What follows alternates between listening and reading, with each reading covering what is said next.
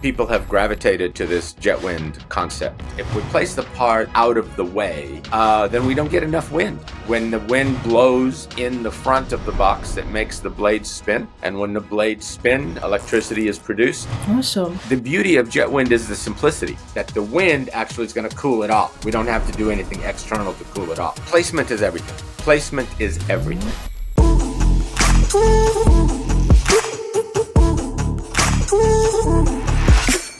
Welcome to the Sustainability Nugget podcast. I am Rarosue Amaraibi.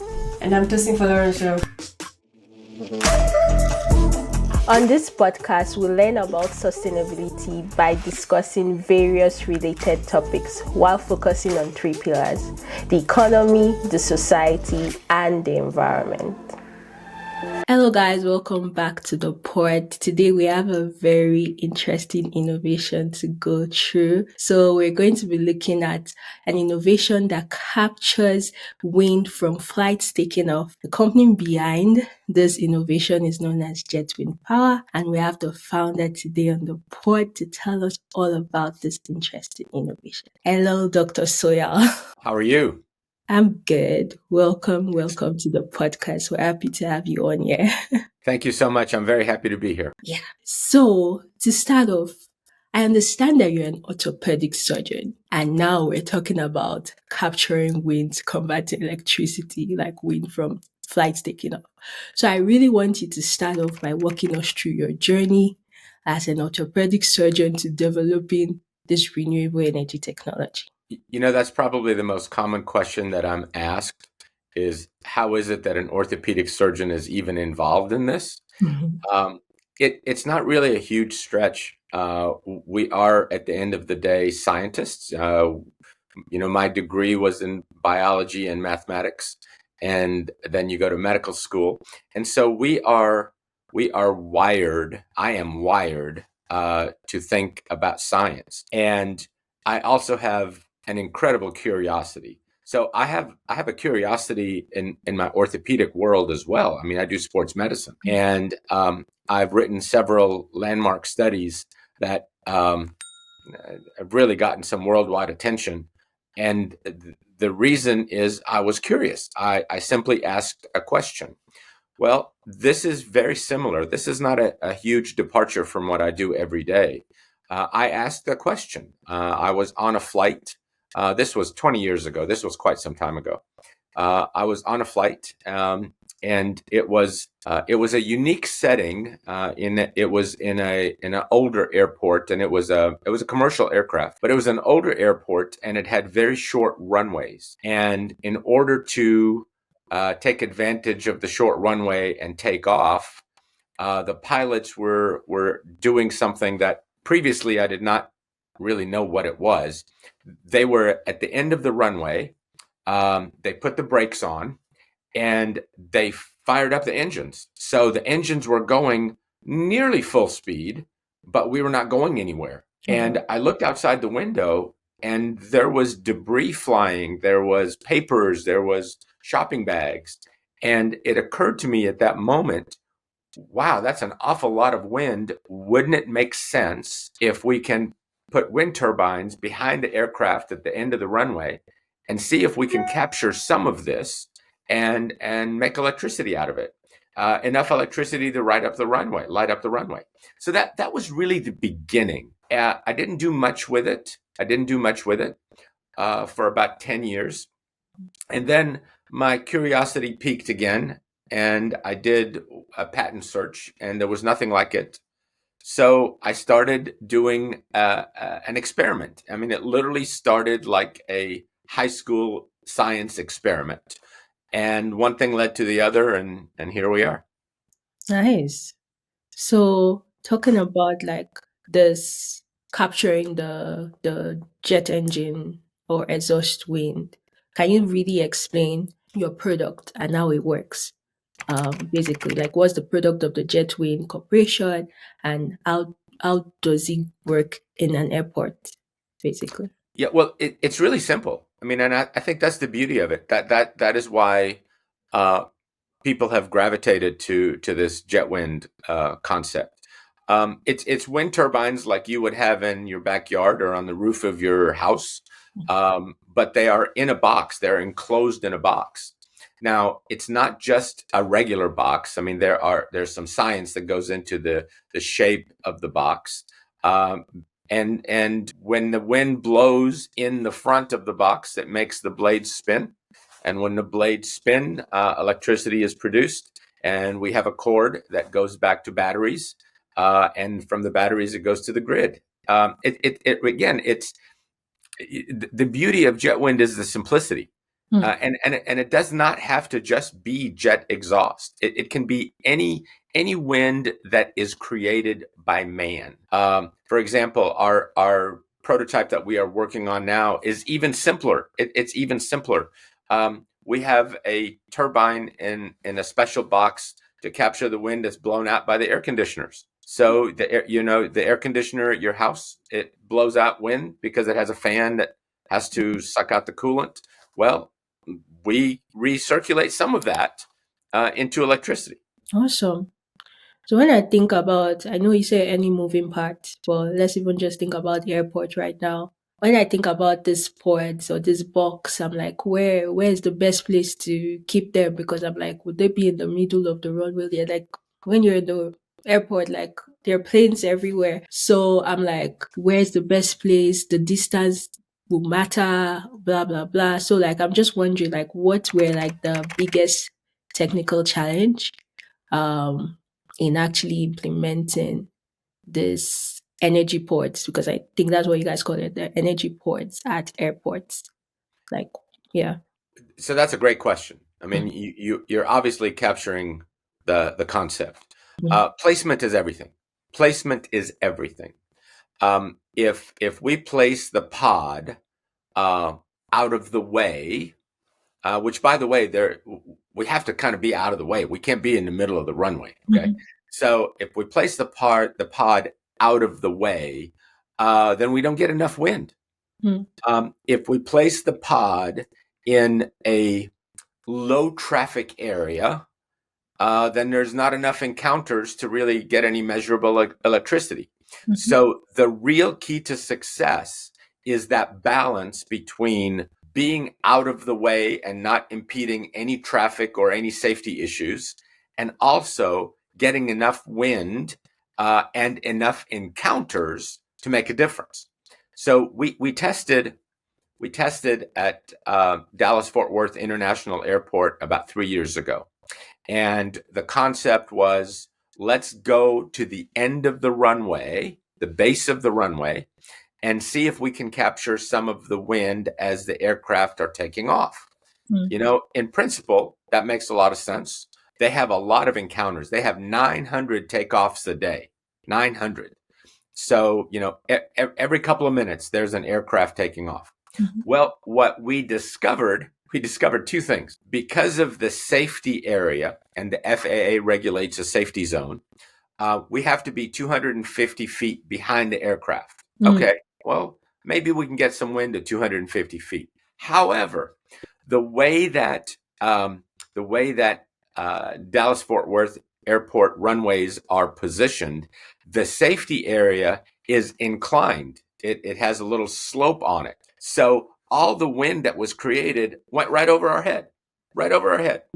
So we discovered that the base of the runway at Dallas Fort Worth International Airport is not a good place to put JetWind pods. mm, Now, there are other airports. For example, the one that birthed this idea was Burbank Airport.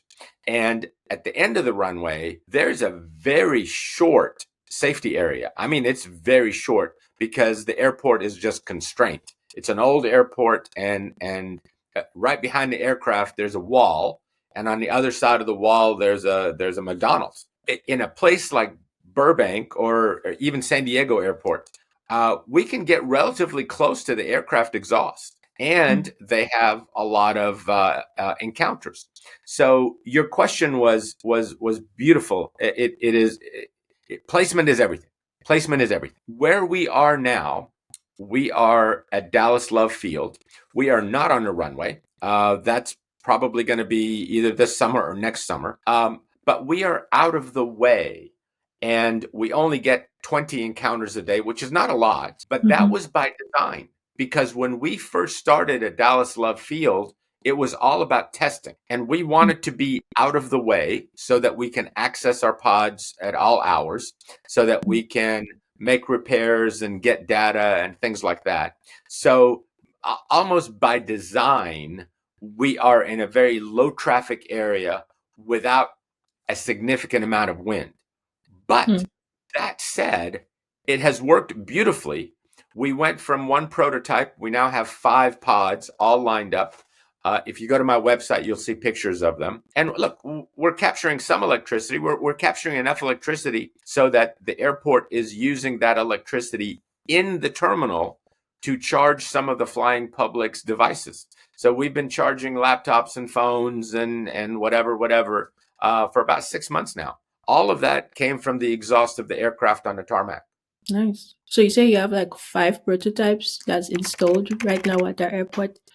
What is the energy? Yeah, you're charging, but I want to know like what's the energy output? And first of all, you said you guys have like 20 encounters. Does that mean like in the part where it's installed only like 20 aircraft passes there? Is that what you meant by the 20 encounters?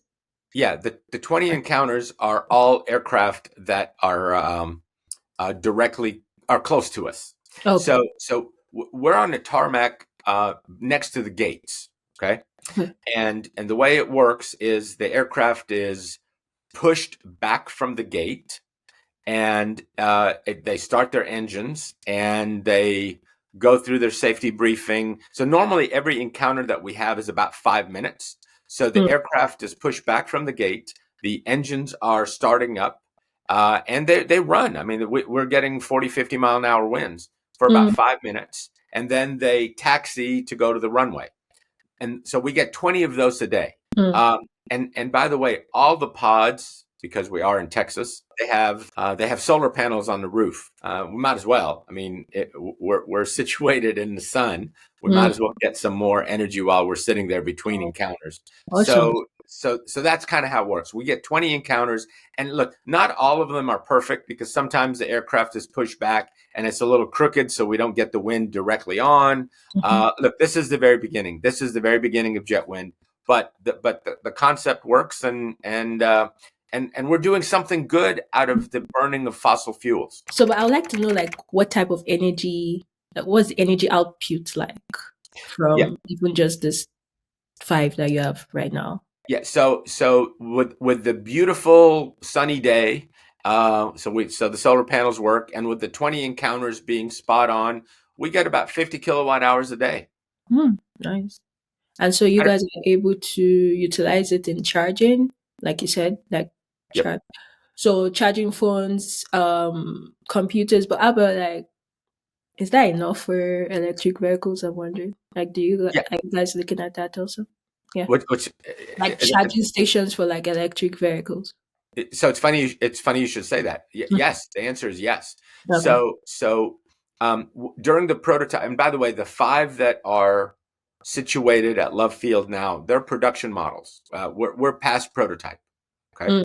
Mm, But for the first 18 months, we had a single prototype in that same spot. And the goal was to see if the prototype, well, we already knew it worked because we've tested it other mhm, places, but to see if it can hold up to exhaust and rain and hailstorms and all that sort of thing. And it worked beautifully. But the prototype was producing energy, and we were storing that energy in batteries. And mm, so one of our biggest challenges early on was, what do we do with that energy? We have to be able to dissipate the batteries so that we can test again tomorrow. yeah. Well, we are situated right next to the control tower at Love Field. And I asked the air traffic controllers, some of them had electric vehicles. They asked me, can we plug into your battery pack and charge our cars? And I Oh, said, yes, I would love for you to do that because we have no other way to dissipate our batteries. mhm. So yes. So for the first 18 months, that's how we discharge our batteries. Yeah. Okay. Nice. So now I want to take a step back. I know you just have five, but I obviously know you guys have planned for the future. So like five is like starting at Dallas. What's it called? Dallas Love Airport? I don't know. The Yeah, full Dallas Love Field. Love Field. Okay. Love Field. So like if you're to maximize Dallas Love Field, how much more ports do you think you can install, and like what's the energy output projection? And when we look at the energy output projection, I then want to, because we're looking at energy output not really to export to like the general grid, but I'll say to offset energy at the airport. So I would like to see like to what percentage, like what percentage of the airport's electricity consumption do you think you can produce with the energy capturing ports if you actually maximize that airport? A very small amount. Yeah. So, as you know, Mhm. airports have a significant electric demand. Mm. Significant. 1 million megawatts, if not Mhm. gigawatts. Okay, so their energy demands are through the roof, Mm. and airports are also trying to electrify everything. So they are typically they are carbon offenders. Okay, I'm trying not to insult my clients, but airports and aircraft and aviation, I mean, they have an awful carbon footprint Yeah. because we're not close to an electric airplane just yet. So their energy demands are high, and their microgrids are very, very busy. Back to answering your question, we have an agreement with Love Field to put in 10 more pods, Okay. 5 more this summer, 5 more the next summer. The ultimate goal, okay, so being on the tarmac, the wind is 40, 50 miles an hour, Mhm. and the encounter is 5 minutes. In the big scheme of things, that's not a lot, Yeah. okay? But if we can be, do you know what a GRE is? A ground run up enclosure? No. All What's right, that? okay. And I didn't either. I did not know in the beginning Okay. what that was. So after there is maintenance done on an aircraft, Mhm. they test the engines, and you're not going to test the engines at 30,000 feet. So you have to go somewhere on the ground, uh, put the brakes on and secure the aircraft, and then fire up the engines. Mm. Well, that area is called a ground run-up enclosure. It is surrounded on 3 sides by deflectors. Number one for noise, and number two to get the wind out of there. And they run the engines for 2-3 hours. Wow. And most airports have GREs. At least bigger airports. Most bigger airports have GREs, especially if there's a maintenance facility on site. So the real energy is in a GRE. Mm. So we would position our pods either in front of the deflectors or directly behind the deflectors and let some of this extremely fast wind go by for a couple of hours. And that electricity, look, I'm honest. In the big scheme of things, yeah, if we can get 2 to 3% of their energy needs out of recycling exhaust, to me that's fantastic because Yeah, that's mm. right now you're not getting anything, Exactly. Yeah. and they don't cost very much. I mean, like I don't want to talk about money because as we make more, they become cheaper. But Yeah. in the big scheme of things, our bank of five was about the cost of a couple of Teslas. Nice. That's even the next question I was going to ask about the cost, because obviously we know this is purely environmentally friendly, going to reduce carbon emissions because the electricity being produced is like almost carbon free electricity. But like in the world we live in right now, there are still some people who don't believe in climate change, right? So you also need to make a case to them, even if we don't need to, right? But like in the field I work in, yes, I'm improving efficiency, reducing carbon, but I'm also improving like the cost competitiveness. So I really want to understand. Yes, you told me like a couple of Teslas, yeah, but when we look at this system on its own, and what's the cost benefit analysis like? What I'm trying to say is that like the electricity being produced, is it way more expensive than the grid, or is it on par? And that's one way to look at it. But the other way to look at it is, oh, we're not selling to the grid. We're trying to help the airport. So is there like a offset benefit apart from the carbon, of course, like cost benefit to the airport from the sport? So either we're looking at the cost of the electricity, or like the benefit that the airport is getting, maybe in terms of payback period for investing in this technology, basically. Let me compliment you. You are very good at what you do. Your Oh, question your questions have been spot on. thank you. Okay, so I have to go back to the fact that I'm an orthopedic surgeon. I am not a financial analyst. So Yeah. let me be very clear. And by the way, I am still a practicing orthopedic surgeon. I did Yeah. 3 surgeries yesterday. Oh, wow. So I have no intention of stopping being an orthopedic surgeon. Yeah.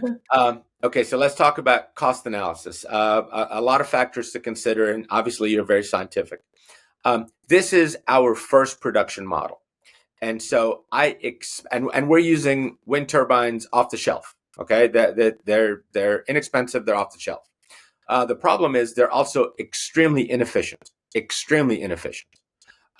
We are currently developing our own wind turbine, which is 5 times more efficient than the one we have. Okay, Mm.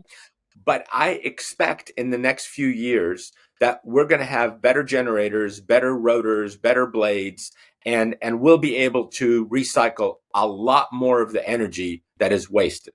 So to do a cost analysis right now is really unfair. It's unfair for us because we're not there yet. This is the equivalent.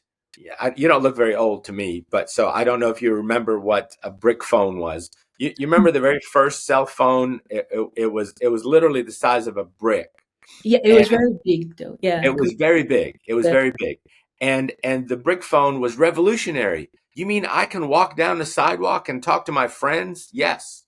Well, we went from the brick phone to the iPhone now, which is this big. mm, JetWind, with our current pods and turbines, we're still at the brick phone stage.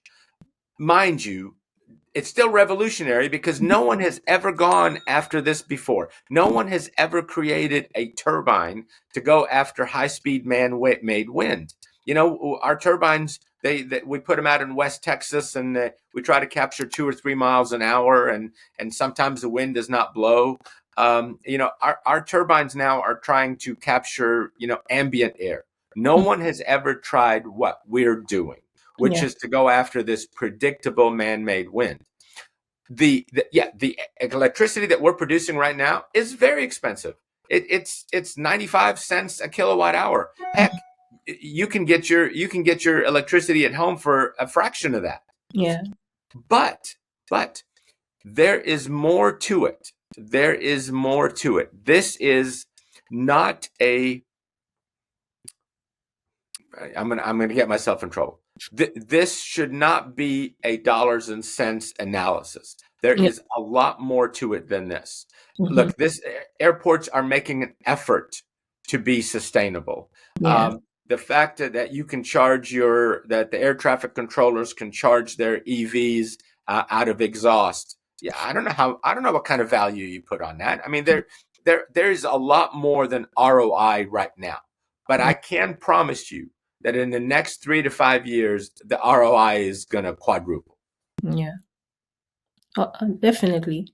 So like, yeah, I always bring that part because this is my expertise, right? Like I'm an engineer, but I also like do like modeling, predictions of like innovations and things. So I that always is at the back of my mind. And like, yeah, it should not always be a cost dollar situation. But again, like I said, we know like where we live, like the climate we live in, and how like some people are on this side and on this side. Like I could remember during my PhD, I worked as a consultant a summer for like a company trying to help with like their roadmap, and like with the leadership in that company, there were some people that were on one side and on the side, but I was able to bring them together, showing them like the benefits both in emissions but also cost. So that's something I always like to talk about, even as I know that like in the beginning of an innovation, things are just like way out, like, but as you improve, like you said, improve the efficiency based on like the materials you're using and all, it gets better. So yeah, thank you for breaking that out. So now at the beginning, I know we're talking about airports. You then mentioned even like ACs, which I don't know like if you guys have even created a prototype, but like just beyond airports, which other applications are you guys looking at for this energy capturing boards? Yeah. Well, another great question. Yes. It's not just airports, but airports make the most sense. Okay. Yeah. Um, um, and I'm going to stay with the aviation industry for just a little bit longer. Mhm. Heliports, when a helicopter takes off and lands, it creates wind both directions, which is great. Mm. So our first testing, our very, very, very first prototype was at Bell Helicopter. Bell Helicopter, they make helicopters. They're based in Fort Worth. And so it made sense for me to ask them if we can test there to have a proof of concept. And we did. So heliports are fantastic. They create 60, 70 mile an hour winds when a helicopter's taking off and landing. The problem with heliports is there are not that many encounters. Most heliports are not that busy. Yeah. But again, our pods are going to be coming down in price. So some financial person is going to make the equation and say, okay, yep, we need 4 pods at this heliport because they have 19 flights a day. So heliports are another option. Mhm. We have been in conversations with the French railway system. They have high-speed trains, and it's not rocket science. But every time a high-speed train goes by at 120 miles an hour, it leaves a trail of wind every single time. There is a stretch of train tracks between Paris and Lyon, France, that has high-speed trains going every 8 minutes. Mm. That's a lot of wind. So we've been in discussions with them about testing. Yeah, look, the very first step is how fast is the wind, what direction is it going, and how long should we expect the encounter? But for every 8 minutes, we're going to get, I'm just guessing now, 45, 50 mile an hour winds for 3 minutes. I don't know. I'm guessing. But that's the data that we need to know. I mean, obviously you have a PhD, so you've got to have this initial data. Mhm. The other interesting thing is, because we're on the side of train tracks, we cannot put our current pods. Mhm. Our current pods are big, Yeah. but for train tracks, we have developed a smaller version. It's 1 meter by 1 meter by 1 meter. It's a cube. It's a cube that has the turbine inside it, a single turbine. And again, it's much smaller, therefore it's much cheaper. Mm. The flip side is you have a lot of them. Yeah. So for that one stretch, I mean, we're literally talking about 5,000 pods. However, we did the initial analysis. It represents 7 million euros of electricity. Mm. Yeah, the ROI on that model, on the high-speed train model, on the every 8 minutes model, the ROI on that is 5 years. And these pods are expected to last they're expected to last 20 years. So Mm. you get your payback within 5 to 7 years, and then everything from that point forward is free. Great. So yeah, Awesome. aviation makes sense. Helipads make sense. Trains make sense. Um, the AC thing. This is something that literally just happened the last month, Okay. and we found it by accident. But yeah, anywhere that there's man-made wind, especially if we use that single 1 meter by 1 meter pod. I mean, again, they're very inexpensive, um, and they're made out of metal, so they can last 20 years. And if anything happens to the actual generator, we can just replace it. So I was going to talk about like adaptations, what adaptations you need to do for like different application, but I think you already stated for the railway how like you have like smaller modular units. For the helipads, do you think like there's an adaptation that's meant to be made, or like it's the same with what will be at the airport? Yeah. So one of the beauties, so my patents, I have 3 patents on this. The patents are the box. It's not so much the generators; it's the box and the shape of the box. And so inside of the box there are airfoils. Almost looks like half of a wing. So on the top there's half of a wing. On the bottom there's the other half of the wing. And there's something called the Venturi effect that I remember I studied in high school. And what we're trying to do, and we did a lot of computer modeling before I submitted the patent. What we're trying to do is not only capture a bigger gulp of air, but make it go a little bit faster as it goes through our box. Okay. So are there adaptations? Yeah, the box can be made in any different size. So right now our box is 3 meters long. Our pod is 3 meters long, and to me that was an economy of scale. Instead of building 3 small boxes, it's much easier to build one big box. So for airports, that's going to be the model that we use. For trains, it's going to be much smaller. For air conditioners, it's going to be much smaller.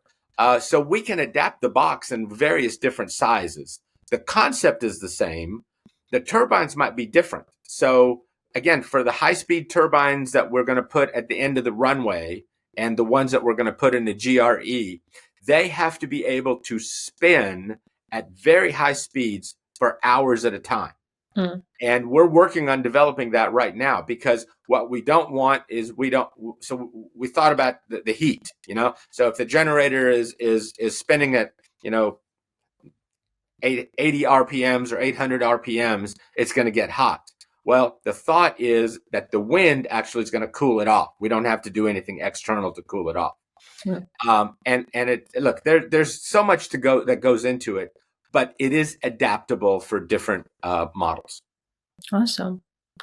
So looking at like 5 to 10 years, what's your vision for JetWind? Well, first of all, I hope I'm still alive in 5 to 10 years. But look, this is simple. This is not rockets. If someone like me can think of this, I'm a little worried that somebody's going to copy it. I see this at every airport in some form or another, in every airport, every helipad, and on the side of train tracks. I mean, it's just simple. It's let's recycle some of this wind that we're creating, or this exhaust, and fire up some kind of light. Yeah, I see it everywhere. I really do. I see it everywhere. We had one. So we actually tested on the side of a freeway. Okay. Because when trucks go by on the side of the freeway, they create wind. So we tested, and it's 31 miles an hour. Okay. Yes, I see that as an application as well. You can do it. There's challenges on the side of the freeway, obviously. But again, you just have to think outside the box. No pun intended. Yeah, awesome. Like this innovation is actually very, very exciting. And when I saw it, I'm like, oh wow. I actually did not think of that before. But yeah, definitely. Like because we're trying to like regular wind turbine, we're just trying to like harness the wind whenever it comes. So put it where you can actually predict how much wind you have like daily or weekly. So yeah, great. Thank you, Dr. Souryal. Like it has been awesome having you on this episode and like just breaking down your technology for us. I really appreciate it, and my audience appreciate it too. So thank you. Thank you very much for having me and asking all the right questions. You asked all the right questions. Just remember, we're at the early stages of development. I mean, we're far enough along that we can actually produce and sell, but Mhm. it's just going to get better from here. Definitely. Yeah. So yeah, I'm going to be leaving like the link to your website down in the show notes and comment section. And so like anyone who wants to know more about this technology, you can definitely go there. Can I leave your LinkedIn Uh, also? you can. Okay. I'm terrible at checking it. I'm Okay. awful at checking it. I'll check the emails far more often than I'll check my LinkedIn. But yeah, go ahead and do it. Go ahead and do it. Hey, listen, I want to add one more thing because I don't know who's going to be watching this podcast. Okay. Um, we are rewarding all of the early adopters.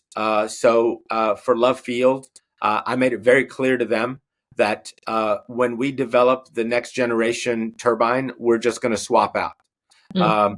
We were in discussions with an airport in Australia, and I told them the same exact thing. I said, look, this is our first generation turbine, but when the second generation turbine comes out, I will swap out. So you're not going to be penalized for being an early adopter of this technology. Awesome. Awesome. So yeah, thank you so much. And until next time, continue to live consciously. And I'll see you in my next episode. Bye.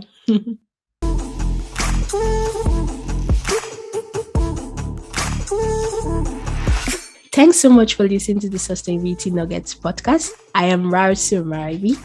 And I am Tosin Folorunsho. If you enjoyed this podcast, please leave a rating and review on wherever you listen to your podcast. You can also show your support by signing up for a small donation to help sustain future episodes. You can find all relevant links in the description. See you in our next episode.